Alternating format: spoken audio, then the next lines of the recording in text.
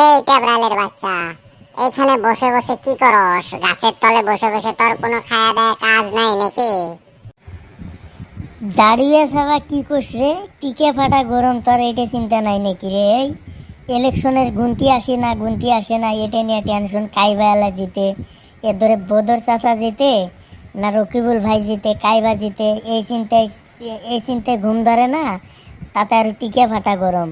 কি আর করিম তা? তুই তুই কি করিস? আমি আর কি করব রে ভাই, গরমে সহ্য করতে না পাইরা এইখানে আয়া গাছের তলে বইছি। দেখোস না এইদিকে চার দোকানে, গাছের তলে, যেখানেই যাবি খালি ইলেকশন ইলেকশন, ভোটের রেজাল্ট, কাই মন্ত্রী হবে, কাই প্রধানমন্ত্রী হবে, কাই এমপি হবে, ওগুলোই সব আলোচনা। তুই যা দেখ চার দোকানে, চার কয়জনে খায় খালি এগুলা, মানে ভোট কাউন্টিং করতে আসে।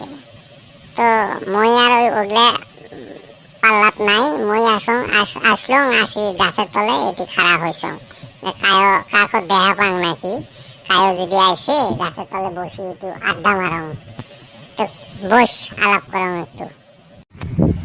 কাই জিতে জিতুক সেটা তো আমার দেখার বিষয় না। নিজের কামাই করে নিজের খাওয়া লাগবে, নিজের টিকায় নিজে হাওয়া দেওয়া লাগবে। এগুলো আরো কাই জিতলে কাই না জিতলে, বদর চাচা জিতলেই বা কি, রকিবুল জিতলেই বা কি। আমার যে ভাঙ্গা বেড়া, ভাঙ্গা গ্রাম, এই ভাঙ্গা গ্রামেই থাকবে বুঝছিস। আমার হাতত যে কাশি পাচন এগুলোই থাকবে, এগুলো কয়ে আর লাভ নাই।